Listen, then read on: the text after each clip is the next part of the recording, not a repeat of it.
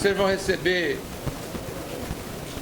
vão receber cada um ele impresso. Esse é o nosso plano de emergência para tirar o Amazonas da UTI. É um plano que visa 5 pontos que reputamos ser os 5 pontos mais críticos hoje no Amazonas. O primeiro deles, sem dúvida nenhuma, a questão da saúde. Falta de esparadrapo a remédio, falta consultas especializadas, falta exames especializados e cirurgias eletivas. Há uma questão grave e séria na educação que nós precisamos enfrentar com a mesma ousadia, porque nós estamos tendo regressão nos índices do IDEB e estamos tendo as nossas escolas, lamentavelmente,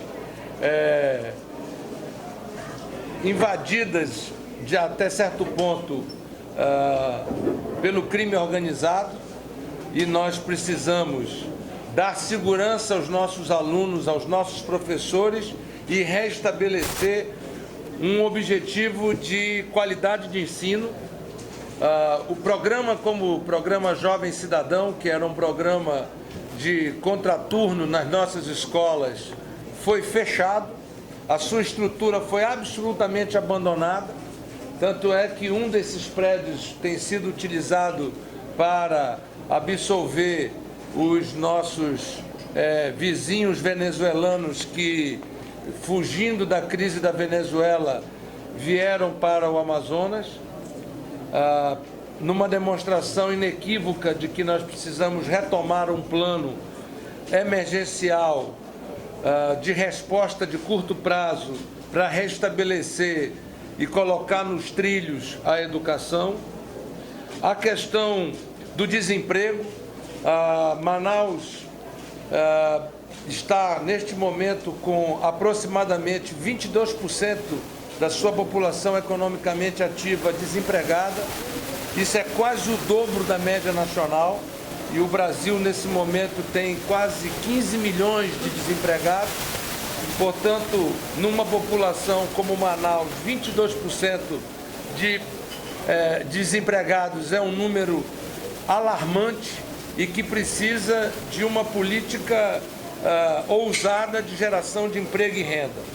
Nesse sentido, uma das questões que vamos buscar com eficiência é o reequilíbrio fiscal do Amazonas, mas não pelo aumento de impostos de forma desregrada e desproposital, mas sim incentivando a produção, aumentando a capacidade de produzir, aumentando o volume da nossa economia, a geração de emprego, renda, consumo, reduzindo o ICMS novamente na cesta básica, reduzindo o ICMS novamente no gás de cozinha, voltando a 1% como era no meu governo.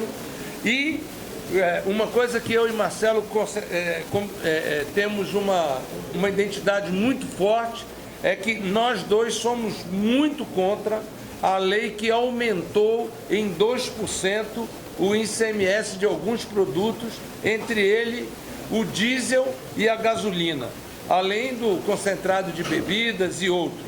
Essa lei, por exemplo, ela cria um aumento no arranjo produtivo da farinha, que é o principal produto do interior do estado do Amazonas, em quase 10%. Ora, com o povo desempregado, o consumo em queda, como é que eu transfiro esse custo para o consumidor? Isso é perda de recurso para o produtor. Isso significa, portanto, você fazer com que o produtor seja mais penalizado ainda. Portanto, vencer esse desafio da falta de emprego, da pobreza mesmo que está se estabelecendo de uma forma dramática em determinadas regiões do estado e em determinadas regiões da cidade de Manaus, faz parte do nosso plano emergencial. E, por fim, e não por último, a questão da violência. Eu acho que voz unânime no Amazonas que essa situação da segurança pública chegou no seu estágio máximo. O Marcelo tem pontuado muito bem uma informação que eu acho que é balizar. O Amazonas, quando tinha 5 bilhões de reais de receita, tinha um índice de homicídio de 500 por mil por ano. Quando o Amazonas foi para 15 bilhões de receita, esse índice foi para 1.500 por 100 mil por ano. Isso mostra de cara que a questão da segurança é menos falta de recurso e mais falta de vergonha na cara para enfrentar as necessidades da segurança. O exemplo da Humanizare é claro. Uma empresa receber quase 60 mil reais por ano para cuidar de preso, enquanto que o Estado não gasta sequer R$ 2.500 por ano para o aluno que está em ensino fundamental e ensino médio. Ou seja, há algo de errado nessa gestão e é por isso que nós estamos apresentando um plano emergencial. Eu, antes de passar a palavra para o Marcelo, eu quero dizer também uma coisa. Nós estamos diante de uma eleição fruto de uma decisão do Tribunal Superior Eleitoral que reconheceu que a eleição de 2014 foi uma eleição fraudada e que, portanto, precisava ser cassado aquele que ganhou a eleição de forma fraudulenta. Esta eleição começa e logo no seu começo nós estamos vendo que parece que algumas pessoas não aprenderam com os erros de 2014. Nós estamos vendo de novo algumas práticas serem realizadas. Eu ontem, por exemplo, me surpreendi com uma figurinha carimbada das mídias sociais repetindo o mesmo tipo de fraude de eleições anteriores, fajutando pesquisa que depois foi imediatamente desmentido pelo próprio Instituto. Nós estamos vendo de novo a tentativa de uso de máquina pública em pleno período de conduta vedada pelo Tribunal Regional Eleitoral. E mais, estamos vendo novamente tentarem criar factoides que, numa política moderna, onde nós queremos enfrentar o verdadeiro adversário do Amazonas, que é a crise, o adversário meu e do Marcelo não é nenhum dos nossos concorrentes. O adversário meu e do Marcelo é a crise que se instalou no Amazonas. É o desemprego, é a falta de remédio, é a falta de política na saúde, na educação, na geração de emprego. Portanto, eu e Marcelo não pensamos iguais em muitas coisas, mas temos um compromisso e um pensamento igual. O Amazonas precisa se unir para vencer a crise. Portanto, eu quero aqui desde já dizer o seguinte: nós vamos partir para esta eleição discutindo um plano emergencial para o Amazonas. E no dia seguinte da eleição, se Deus e o povo nos der a honra de nós chegarmos ao governo para enfrentarmos essa crise, o nosso primeiro procedimento será descer do palanque e procurar todos os nossos concorrentes, todos os nossos adversários. Ontem eu assistia um programa de televisão onde um grande ator brasileiro dava um ensinamento político muito importante. Ele dizia a um entrevistador: o mal na política brasileira é que adversários políticos pensam que, terminada a eleição, eles têm que ser inimigos políticos. Nós não precisamos ser inimigos políticos. Terminadas as eleições, nós iremos procurar o prefeito de Manaus, porque queremos ajudar Manaus. Queremos tirar Manaus da buraqueira que está a cidade de Manaus. Nós queremos ajudar Manaus a sair do caos que ela se encontra, vencer a crise na cidade de Manaus. Nós queremos voltar à ação conjunta, queremos trabalhar. Nós não iremos punir o povo, independentemente de quem seja o prefeito da cidade A ou da cidade B. E não deixaremos de conversar e dialogar com qualquer membro da bancada federal ou da bancada estadual ou municipal do nosso Estado. Por quê? Porque nós entendemos que é só com diálogo que nós vamos conseguir a união e a força necessária para derrotar essa crise. É por isso que eu e Marcelo estamos juntos e é por isso que nós temos consciência de que o Amazonas tem jeito, o que falta é governo para que a gente possa vencer essa crise e trazer de volta a esperança e o desenvolvimento. Eu passo a palavra ao companheiro Marcelo. Vou ser bastante rápido, acho que o Eduardo já resumiu os compromissos firmados pela nossa candidatura. A nossa candidatura ela é fruto de uma aliança programática com compromissos muito claros. Nós temos certeza de que viveremos um momento, e vivemos um momento de muita turbulência, uma travessia muito curta e muito dura. Por isso, o nosso plano é um plano emergencial, é um plano para os aproximadamente 500 dias que terá o governo eleito nos dias 6 e 27 de agosto. Esse plano tem objetivos que têm a ver com o que está doendo mais na vida do povo do Amazonas: saúde, educação, geração de emprego e segurança. São esses itens que vão orientar a nossa ação nesses aproximadamente 500 dias. Fora isso, um esforço sinérgico, o vigor, a modernidade necessária para o enfrentamento desse momento.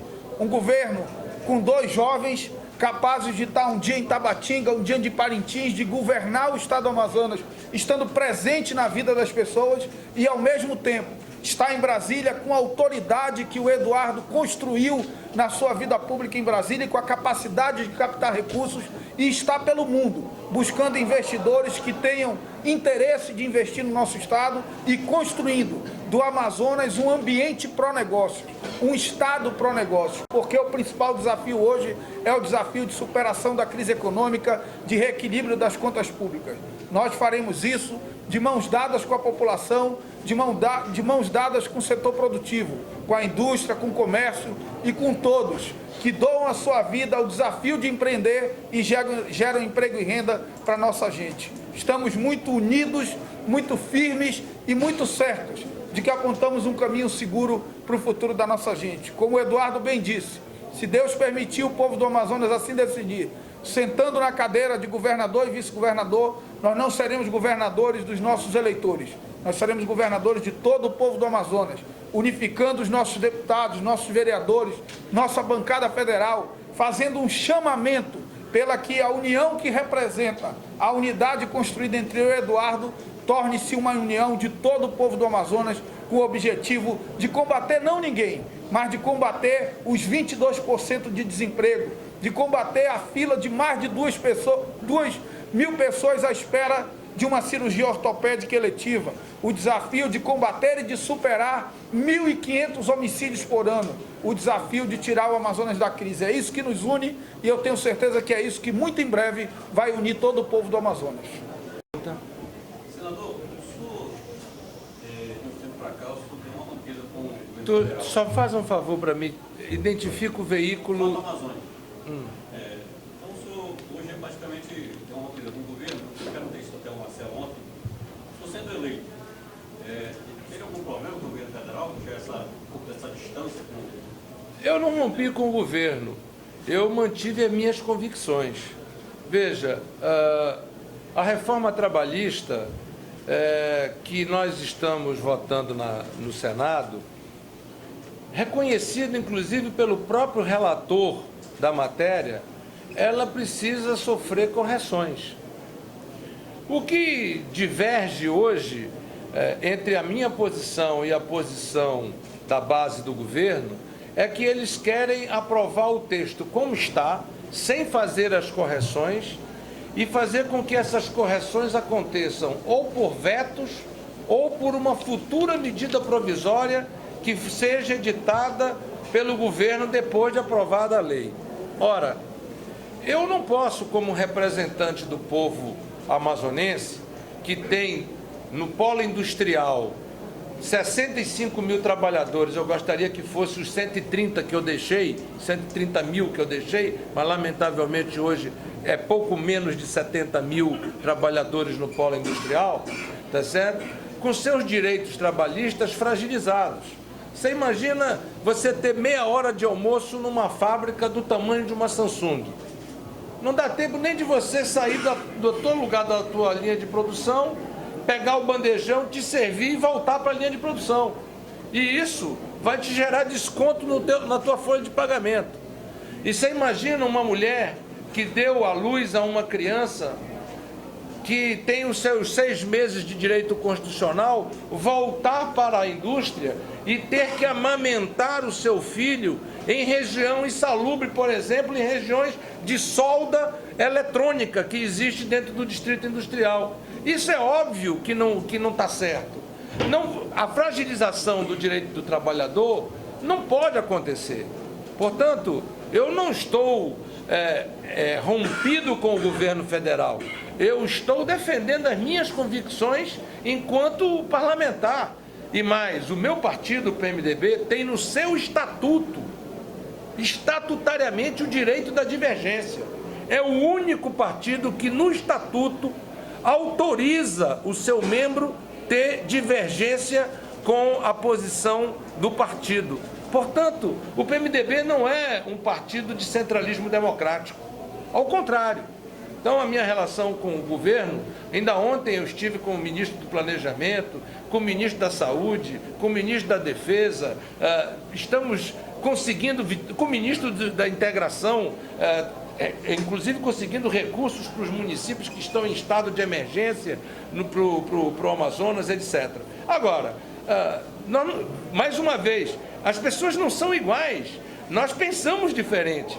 Eu penso diferente, eu acho que nós deveríamos fazer as mudanças no Senado e essa lei voltava para a Câmara e a Câmara votava as mudanças e ela ia para a sanção, para a presidência da República. Se fosse assim, eu votaria a favor, mas sem tirar alguns problemas que fragilizam o direito do trabalhador, aí eu não posso votar a favor. Da mesma forma na Previdência.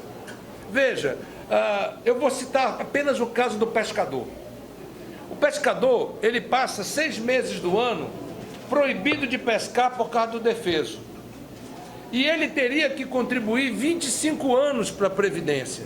Ora, se 6 meses do ano ele está proibido de trabalhar, ele teria que contribuir 50 anos.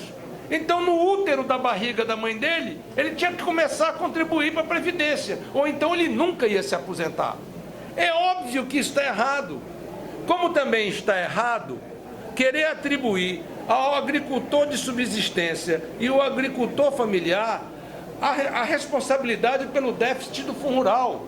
Enquanto isso, nós subsidiamos pesadamente o agronegócio. Não existe juros mais barato do que os juros que nós financiamos, o Plano Safra. Não existe condições tributárias mais reduzidas do que nós concedemos para a exportação de soja, milho e algodão no Brasil. Por que nós não podemos pegar 0,2% desse agronegócio tão rico e tão poderoso para subsidiar a previdência daqueles que plantam com a enxada, que plantam com teçado, que colhem com carrinho de mão? Não faz sentido isso. Portanto, eu sinceramente quero dizer que o que digo aqui, digo ao presidente da República, disse inclusive em conversas reservadas com ele, e eu espero sinceramente que o presidente compreenda a minha posição e o meu partido compreende, porque eu estive ontem reunido com o presidente em exercício do meu partido, estive ontem reunido com o líder do meu partido no Senado da República, aliás, líder esse que tem um pensamento igual ao meu, inclusive em relação à reforma trabalhista e à reforma previdenciária. Portanto, eu não vejo neste caso rompimento, ao contrário. O que vejo é o exercício democrático do pensamento livre que nós deveremos exercer com soberania no Parlamento brasileiro. Essa é uma grande vantagem de ter o Marcelo como meu vice, né? Porque eu terei obrigatoriamente que viajar às segundas-feiras naquele voo da noite ou da madrugada para poder estar terça e quarta em Brasília e voltarei no voo da madrugada da quarta para quinta, como foi o que aconteceu essa semana. Enquanto eu estiver fazendo isso, nós teremos a campanha em andamento sob a liderança do Marcelo e em boas mãos. Ontem o Marcelo esteve na colônia Antônio Aleixo, numa bela caminhada, onde foi muito bem recebido pelos nossos eleitores e tendo uma receptividade do nosso plano para tirar o Amazonas da UTI de forma muito clara e animadora. E hoje pela manhã, enquanto eu me reunia com lideranças do interior, o Marcelo fazia uma caminhada no centro da cidade, onde ele teve, na Marcílio Dias? Na Marechal Deodoro, tá certo? E conversou com centenas, milhares de pessoas, ouviu apoiamentos, sugestões, etc. Portanto, eu acho que há uma sinergia muito grande entre a forma do Marcelo de ser, a minha forma. A única diferença é que o Marcelo é bem mais novo do que eu, né? Ainda há pouco ele disse 2 jovens, eu dei uma balançada na cabeça que eu estou chegando já nos 57, né? Então, eu não tenho os 42 que o Marcelo tem, mas eu quero dizer a vocês o seguinte: a vontade de fazer nossa é muito grande e a vontade de derrotar essa crise é grande demais. E a vontade de trazer de volta o Amazonas para aquele momento que a gente vivia. Nós vivemos esse momento, a gente testemunhou isso. Ou seja, é possível e nós queremos muito fazer com que o Amazonas volte a crescer, que as pessoas voltem a ter perspectivas, que a gente possa olhar para um futuro com a esperança de que a vida individual e coletivamente vai melhorar. Já houve solicitação de partidário do PMDB? Sim, senhora. Nós estamos pedindo o máximo que puder. Eu queria que eles pudessem mandar muito, mas a realidade não é essa. Nós estamos com um orçamento bem modesto e aguardando as definições. Nós temos uma promessa, tanto do PR quanto do PMDB, para a semana que vem termos os primeiros depósitos com relação ao fundo partidário já para a campanha. Na nossa convenção, o PMDB deu uma contribuição, fez um depósito ao nosso partido, que foi o que viabilizou aquela convenção linda que vocês participaram, que me emocionou muito. Eu quero até aproveitar, Marcela, a presença da imprensa para agradecer, porque nós tivemos ali em torno de umas 7.000, 8.000 pessoas, das quais eu diria que pelo menos umas 2.000 vieram do interior em comitiva, o que mostra que o interior quer participar e que o interior está dizendo que acredita que é possível derrotar essa crise e que nós estamos muito, mas muito esperançosos de que, com as bênçãos de Deus e com a confiança do povo, receberemos o voto para derrotar essa crise.